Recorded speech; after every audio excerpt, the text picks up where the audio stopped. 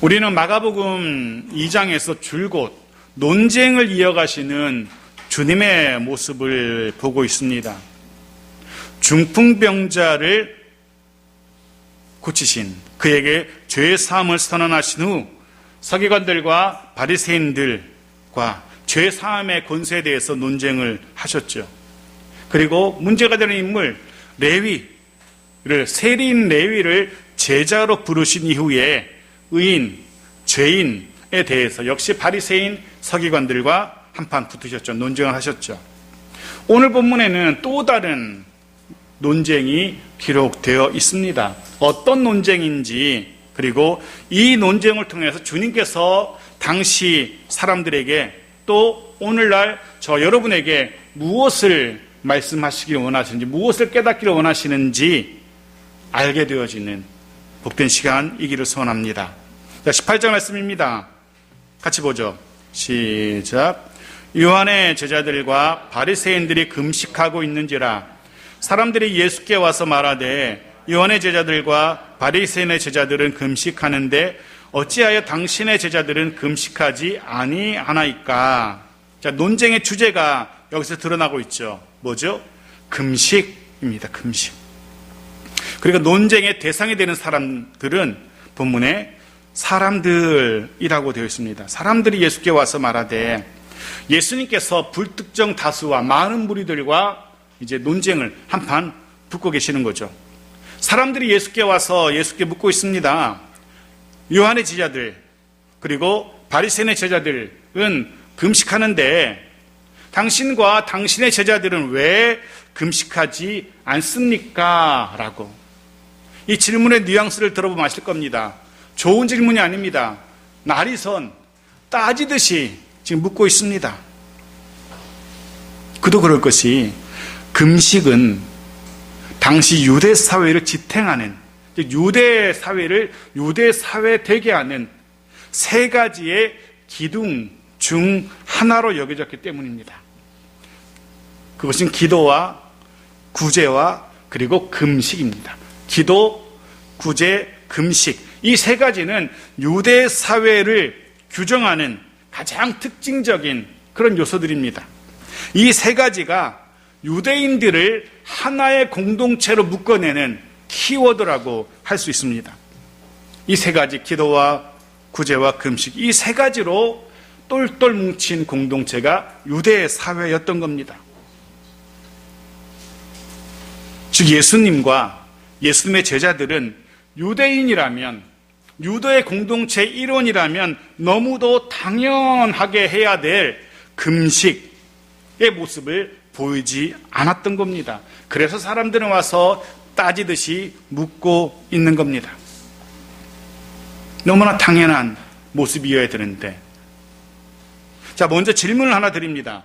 기도, 구제, 금식, 이 세 가지가 유대 사회의 특징, 또 다른 말로 표식이라고 말하는데요. 그렇다면 이런 질문을 해보게 됩니다. 기도와 구제와 금식이 유대 사회의 아주 두드러진 특징이라면, 표식이라면, 이 땅에 교회를 교회되게 하는, 우리는 이 땅에 교회 어떤 모습을 보면서 저곳은 교회구나 알 수 있을까?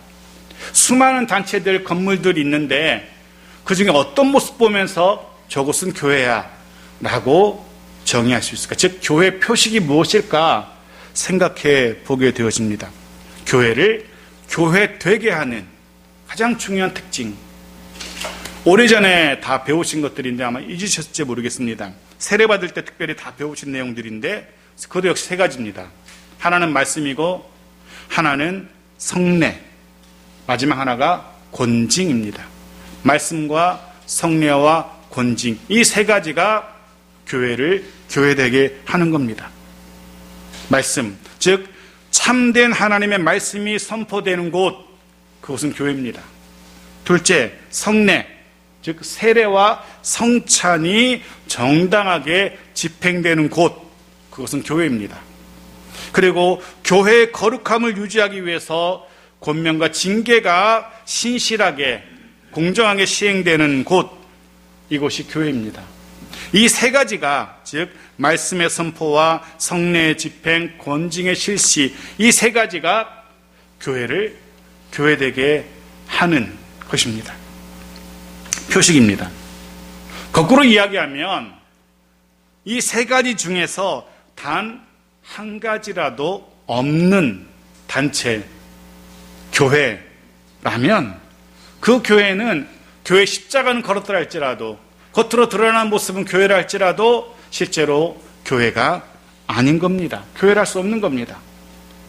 하나님의 말씀이 선포되지 않는 교회라면, 자기 자랑이나 하고 자기 이야기나 하고 자기 주장이나 자기의 정치색이나 이야기하는 단체라면 그것은 교회가 아닌 겁니다. 사교 집단이죠.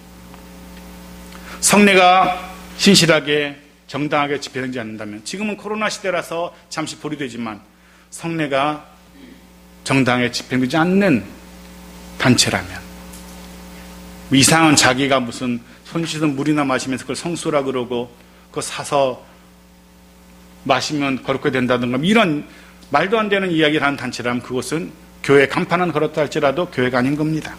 그리고 권징, 성도가 잘못되었을 때 말씀으로 권면하고 때로는 치리도 할 수 있는 곳, 그것이 교회입니다. 그 가운데 하나라도 없다면 교회의 모양은 갖췄다 할지라도 실제로 하나님은 그것을 교회라 하지 않습니다. 또 한 가지, 또 다른 생각을 해봅니다. 그것이 말씀과 성례와 권징이 교회의 표식이라면 범위를 좁혀서 그리스도인의 표식은 무엇일까? 무엇을 보고 저 사람은 그리스도인이야 라고 알 수 있을까 하는 그런 생각도 해보게 됩니다. 사실 이 부분은, 이 질문에는 그런 공식적인 정답은 없습니다.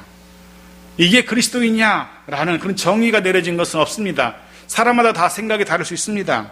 하나님의 말씀에 절대 복종하는 사람, 혹은 하나님의 영광을 드러내는 사람, 이런 사람마다 다 다르게 그리스도인을 정의할 수 있습니다. 수많은 이야기들을 할 수 있겠죠. 하지만 그 중에 가장 중요하고 또 모두가 인정할 수밖에 없는 그리스도인의 표식 가운데 하나는 예배입니다. 예배. 스스로를 그리스도인이라고 입으로 말하지만 공식적인 예배에, 공적인 예배에 참여하지 않는 그리스도인이라면 과연 그리스도인이라고 할 수 있을까? 홀로 집에서 말씀 보면서 찬송하면서 과연 그리스도인이라고 할 수 있을까? 교회는 물론 신앙인이라고 할 수 있지는 모르겠습니다. 그가 신앙을 가지고 있는지 모르겠지만 그 사람을 그리스도인이라고 말하기는 조금 부족할 듯합니다. 한 가지 더, 어쩌면 이 예배보다 더 중요한 표식 가운데 하나는 바로 사랑.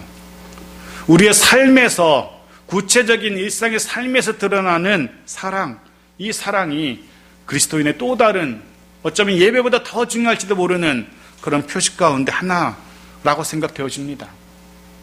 주님도 이렇게 말씀하셨습니다. 요한복음 13장 35절 말씀인데요, 같이 읽어볼까요? 시작. 너희가 서로 사랑하면 이로써 모든 사람이 너희가 내 제자인 줄 알리라. 아멘. 너희가 서로 사랑하면 너희가 내 제자인 줄, 그리스도인인 줄 알리라. 주 안에서, 믿음 안에서 서로 열심으로 사랑하는, 사랑에 넘치는 우리의 공동체, 교회이기를, 그리스도인이기를 소원합니다. 그로 인하여서 주변 모든 사람들이 우리가 주님의 제자임을, 우리가 그리스도를 닮아가는 그리스도인임을 인정하게 되어지기를 주의 이름으로 축복합니다. 네, 이 세 가지, 기도와 구제, 금식, 기도와 구제와 금식, 이 세 가지는 유대인의, 또 유대 사회의 표식이었습니다.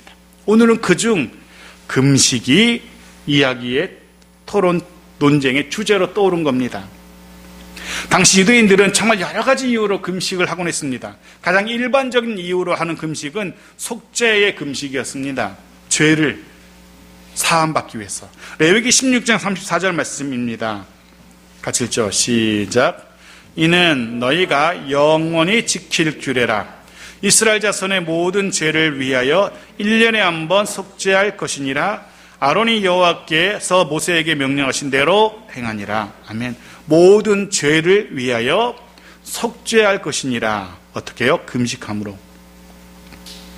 유대인은 1년에 딱 하루 한 번, 일곱째 달 제10일에 대속죄일이라고 하는데, 대속죄일 이날에 모두가 다, 온 나라가 금식을 해야 했습니다.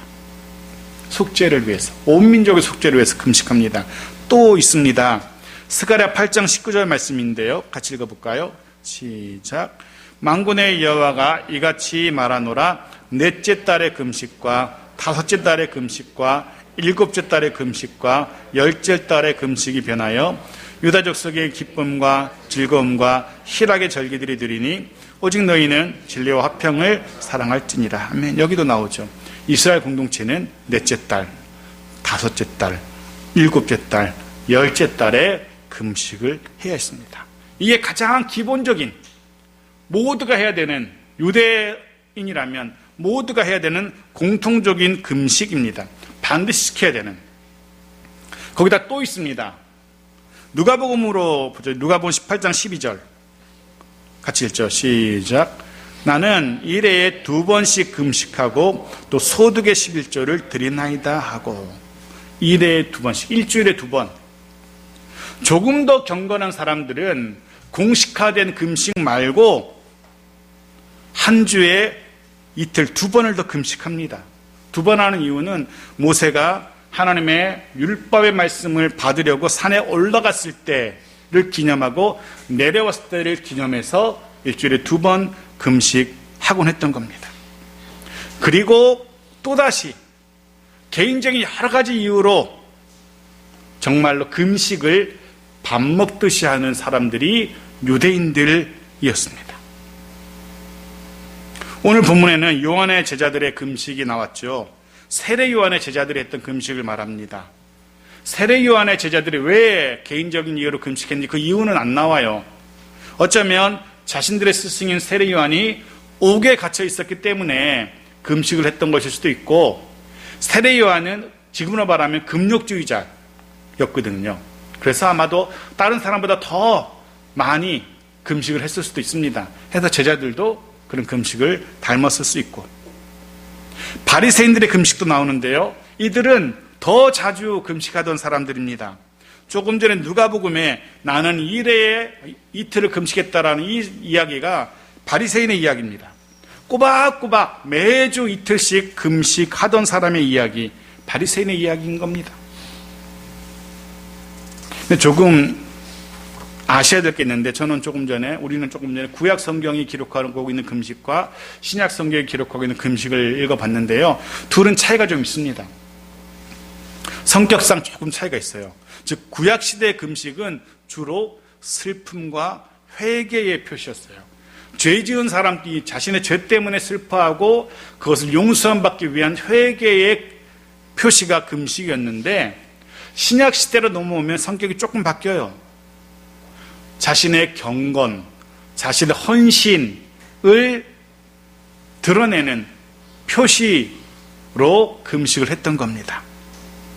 자신의 경건, 자신의 헌신을 드러내기 위해서. 해서 이 바리새인들은 자신들의 경건함과 자신의 헌신을 자랑하기 위해서 주변 모든 사람들이 다 알 수 있도록 수시로 그리고 공개적으로 금식을 하곤 했습니다. 그 금식하면서 자신의 경건함을 자랑합니다. 자신의 헌신을 자랑하는 겁니다. 어떻게 자랑할까요? 금식한다고 써붙이고 다니지 않습니다. 하지만 금식하면서 허기진 배를 쥐어잡고 창백해진 얼굴로 비틀거리면서 시장을 돌아다녀요. 거리를 돌아다녀요. 배고파 하면서. 사람들이 저 사람 지금 금식하고 있구나 알게 돼요. 저 사람은 정말 밥 먹듯이 금식하는구나, 정말로 경건한 사람이구나, 정말 헌신된 사람이구나 라고 그들의 경건과 그들의 헌신을 칭찬하곤 했던 겁니다. 사실 우리나라에도 그럴 때가 있어요. 지금은 좀 사그라들었는데, 제가 중고등학교 시절에 보면은 이 금식이 굉장히 유행하던 시대가 있었어요. 금식의 붐이 일어난 시대가 있었어요. 그때는 주보마다, 자신의 주보에 항상 그런 광고가 올라와요. 담임 목사님 20일 금식 기도, 기도원 들어가심. 담임 목사님 40일 금식 기도, 하시러 기도원 들어가서 이게 매주 나와요. 어떤 장로님, 누구누구 장로, 뭐 세일의 금식, 어떤 권사 2주 금식 하면서 그게 많을수록 교회의 자랑거리가 되는 겁니다. 그럼 교인들은 그거 보면서 우리 목사님 또 금식 기도 가셨구나. 우리 장로님 또 금식하셨구나. 우리 권사님 또 금식하셨구나. 이런 식으로 자랑 삼아서 금식을 주보에 싣던 때도 있었습니다. 심지어 그때는요, 그런 소리도 들렸어요. 40일 금식하신 목사님께서 돌아가셨다는 그런 이야기도 여러 번 들었습니다. 금식하시고 이후에 보식하면서 돌아가셨다. 그래서 조심해야 된다. 그런 얘기들이 흔히 들리던 시대가 그 시절이었어요.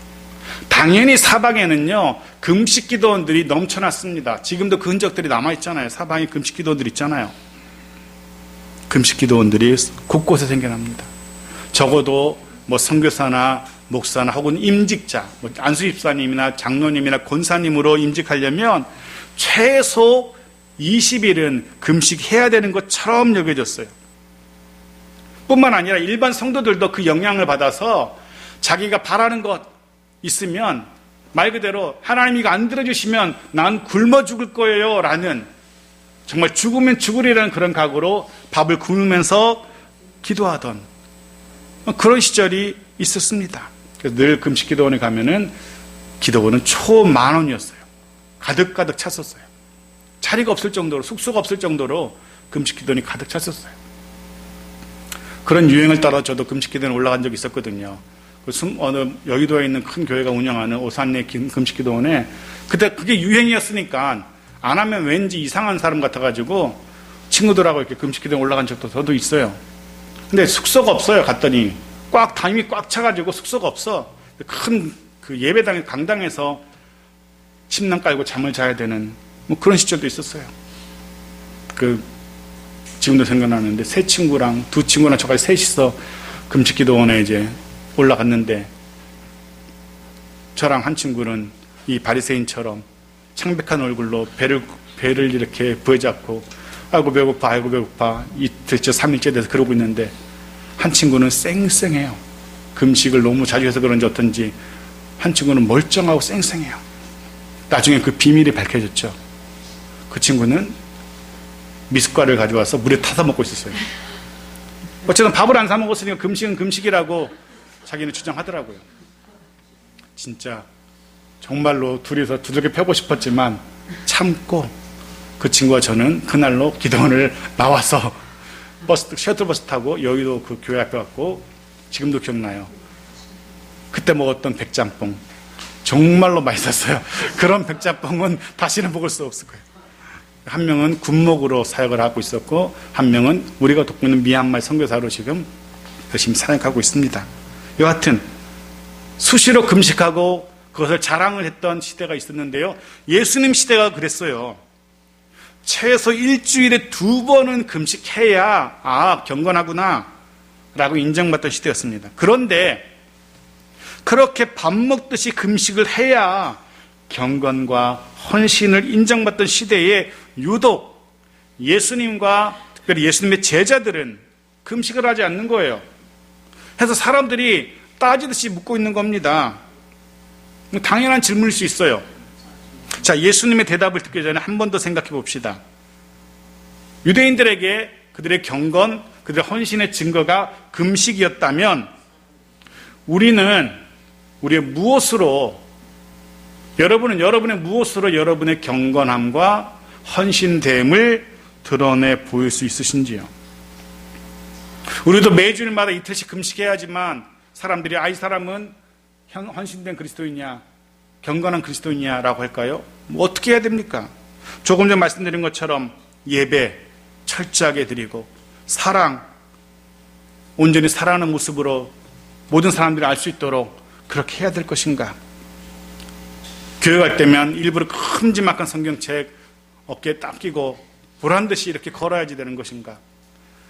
구제하거나 사랑할 때는 굳이 모든 삶에 다 알도록 그렇게 해야 될 것인가? 어떻게 하는 것이 맞을까? 아니면 굳이 나의 개인적인 경건과 헌신을 사람들에게 드러낼 필요가 있을까? 이런저런 생각을 해보게 되어집니다. 여러분 어떻게 생각하시는지요?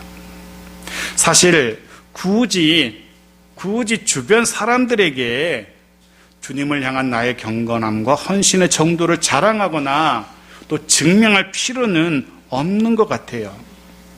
굳이 공개적으로 사람들에게 보이려는 목적으로 예배 참석하거나 혹은 굳이 사랑을 베풀거나 할 필요는 없는 것 같아요. 사람들에게는 그럴 필요 없을 것 같아요. 하지만 주님에게는 좀 경우가 다른 것 같아요. 주님을 향한 나의 사랑을 주님에게는 드러내 볼 필요가 있을 것 같아요. 왜냐하면 요한복음 21장 17절 앞부분만 보겠는데 이렇게 되어 있습니다. 같이 읽죠. 시작. 세 번째 이르시되 요한의 아들 시몬아 내가 나를 사랑하느냐 하시니. 세 번씩이나 베드로에게 내가 나를 사랑하느냐라고 물으시던 주님의 모습을 우리는 똑똑하게 기억하고 있습니다. 네가 나를 사랑하느냐? 주님은 베드로에게, 아니 저와 여러분에게 사랑의 증거를 요구하고 계십니다. 사랑의 증거를 보기를 원하십니다. 주님을 닮아가려는 그런 경건한 삶의 증거들, 주와 그의 나라를 위한 헌신의 삶의 증거들, 주님을 향한 사랑의 고백들, 주님은 이런 표현과 고백을 우리에게서, 여러분에게서 보고 싶어 하시고 듣고 싶어 하십니다. 기억하십시오. 표현되지 않는 사랑은 사랑이라고 할 수 없을 겁니다. 물론 사람과의 관계에도 마찬가지죠. 가족 간에도 마찬가지일 겁니다. 늘 함께 생활하는 가족들이기에 서로를 향한 사랑의 표현들에 인색한 것이 우리들입니다. 5월 가정의 달을 살아가고 있는 우리들입니다. 가정에서 그리고 교회에서 서로를 향한 사랑의 표현, 무엇보다 주님을 향한 사랑의 표현에 인색하지 않는, 아니 사랑이 넘쳐나는, 사랑이 가득한 우리의 가정, 우리의 교회 공동체, 이 길을 주님의 이름으로 축복합니다. 그리고 더 나아가 우리의 삶 속에서 굳이 일부러 막 드러내지 않아도, 입으로 떠벌리지 않아도 너무도 자연스럽게, 너무도 당연하게 우리에게서 경건과 헌신이 묻어날 수 있는, 드러날 수 있는 그런 삶이었으면 좋겠습니다. 내가 막 자랑하고 굳이 막 드러내려고 하지 않아도 사람들이 인정할 수밖에 없는, 저 사람은 표정이나 말투나 행동에서 딱 봐도 그리스도인이야 라고 인정할 수밖에 없는 그런 그리스도인다운 경건과 헌신의 삶을 살아갈 수 있는 저와 여러분이기를 주의 이름으로 특별히 축복합니다.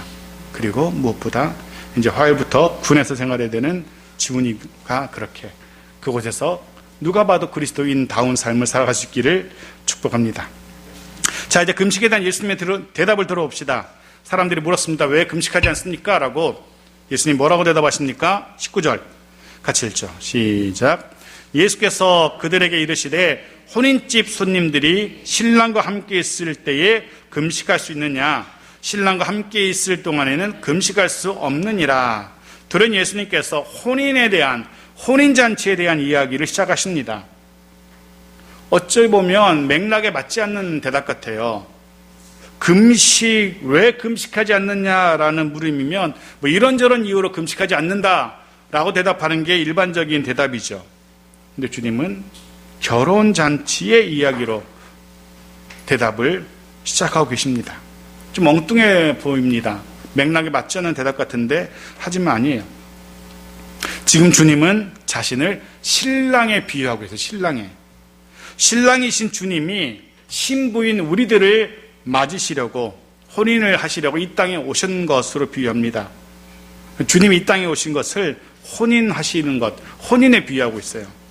그리고 주님과 함께하고 있는 제자들, 주님과 함께하는 시간을 혼인잔치로 비유하고 있습니다. 우리는 좀 확 안 와닿지만 유대인들에게 혼인잔치는 확 와닿습니다. 금방 이해가 됩니다. 당시 유대 사회에서 혼인잔치가 열리면 더 이상 금식하지 않아요. 심지어 금식하는 절기에도 혼인하는 사람들은, 그 잔치에 참여하는 사람들은 금식하지 않아요. 모두가 그저 먹고 마시고 즐겨요. 유대 혼인잔치는 일주일 동안 열립니다. 즉 무려 일주일 동안이나 계속되는 혼인잔치 기간 중에 신랑과 신부뿐 아니라 잔치에 초대된 손님들까지 아무도 금식하지 않습니다. 그 누구도 그들에게 너는 왜 금식하지 않니? 라고 금식을 권하지 않습니다. 유대 율법도 결혼식 기간에는 금식의 의무를 면제해 줄 정도입니다. 혼인잔치는 모두가 기쁨과 즐거움으로 먹고 마시는 때이기 때문에 그렇습니다. 네, 그래서 주님은 지금 금식 자체를 반대하고 계신 게 아닙니다. 지금도 우리는 간절한 기도의 제목이 있을 때 말 그대로 밥 숟갈 내려놓고 기도해야 됩니다. 정말 간절히 주님 앞에 나아가 부르짖어 기도해야 됩니다. 가족들을 위해서, 생업을 위해서, 자신뿐 아니라 가족들과 생업을 위해서 우리는 잠시 배고픔을 참으면서 금식하며 기도할 때가 또 있어야 됩니다. 주님이 지금 말씀하시는 것은 주님이 이 땅에 오셔서 사람들과 함께 하시는 이 때는 금식할 때가 아니라는 거죠. 지금 이 기간은 사람들과 함께, 주님과 함께 잔치할 때, 기뻐하며 즐거워할 때라는 겁니다. 남편이 있기 때문에, 신랑이 있기 때문에 기뻐하고 즐거워할 때라는 겁니다. 이렇게 말씀드리면 이 맥락이, 즉 남편이 있기 때문에 기뻐하고 즐거워해야 된다는 이 표현이 영 마음에 안 드시는 아내분들도 계실지 모르겠어요. 이해가 안 되는 분들이 있을지도 모르겠습니다. 왜냐하면 제가 인터넷에서 우스갯소리 이야기를 하나 읽고 빵 터진 적이 있는데요. 이런 이야기가 기록되어 있더라고요. 아내가 동창회 다녀오더니만 집에 들어오자마자 남편을 향해서 불같이 화를 내는 거예요. 남편이 굉장히 조심스럽게 묻습니다. 혹시 무슨 속상한 일이 있었을까 봐. 동창들이 하는 그런 자랑질들, 남편 자랑, 집 자랑, 아이들 자랑, 차 자랑, 이런 자랑거리 때문에 아내가 속상해 왔을까 봐 조심스럽게 물어요. 무슨 속상한 일이 있었어요, 여보? 그때 아내가 뭐라고 대로쳤는지 아십니까? 아이씨, 젠장, 나만 남편이 있어. 이렇게 글이 실제로 있더라고요. 그래서 제가 그거 보면서 이게 화가 날 일이구나, 남편이 있다는 게. 시편 16편 11절 말씀 보십시오. 성경이 이렇게 기록합니다. 같이 읽죠. 시작. 주께서 생명의 길을 내게 보이시리니 주의 앞에는 충만한 기쁨이, 주의 오른쪽에는 영원한 즐거움이 있나이다. 한 곳 더 보겠습니다. 요한복음 15장 11절입니다. 같이 읽죠. 시작. 내가 이것을 너에게 이름은 내 기쁨이 너희 안에 있어 너희 기쁨을 충만하게 하려 함이라. 아멘. 주님께서 저와 여러분에게 기대하시는 것은 기쁨 그리고 즐거움입니다. 주님은 우리가 주님과 함께 누리는 참된 기쁨, 충만한 즐거움 속에서 살아가기를 원하십니다. 주님과 함께하는 우리의 삶, 우리의 가정, 우리의 교회, 그렇다면 이 기쁨과 이 즐거움으로 가득 해야 합니다. 그럴 수 있기를, 이 기쁨과 즐거움을 가득할 수 있기를 축복합니다. 장차 천국에서 주님과 온전하게 누릴 완전한 기쁨, 완전한 즐거움을 이 땅에서 맛볼 수 있는 그런 은혜와 복을 경험하며 살아가는 우리 모두이기를 축복합니다. 이 기쁨, 주님과 함께 하시기 때문에, 신랑이신 주님과 함께 하기 때문에 생겨나는 이 기쁨은 내 삶의 모습이 어떠하든지, 내 삶의 어떠함 때문에 사라지거나 작아지는 그런 기쁨이 아니라는 겁니다. 주님이 함께 하시기 때문에 솟아나는 이 즐거움은 그 무엇도, 그 누구도 앗아갈 수 없는 즐거움인 겁니다. 주님과 함께함으로 생겨난 이 기쁨은 남편 때문에 사라지거나 없어지지 않습니다. 주님과 함께함으로 솟아나는 이 즐거움은 자녀들 때문에 사라지거나 없어지지도 않습니다. 그래서 다시 한번 축복합니다. 주님이 주시는 이 온전한 기쁨과 즐거움이 가득한 참으로 복된 우리 모두이기를, 우리의 가정과 우리의 교회 공동체이기를 주의 이름으로 축복합니다. 자, 20절입니다. 같이 읽죠. 시작. 그러나 신랑을 빼앗길 날이 이르리니 그날에는 금식할 것이니라. 네. 신랑을 빼앗길 날, 장차 주님께서 십자가에 달려 돌아가시는 날을 이야기합니다. 그때에는 금식해야 할 때입니다. 그때는 기쁨이, 즐거움이 사라지고 슬픔으로 가득한 날이기 때문에 그때는 금식해야 됩니다. 주님은 분명히 선포하고 계십니다.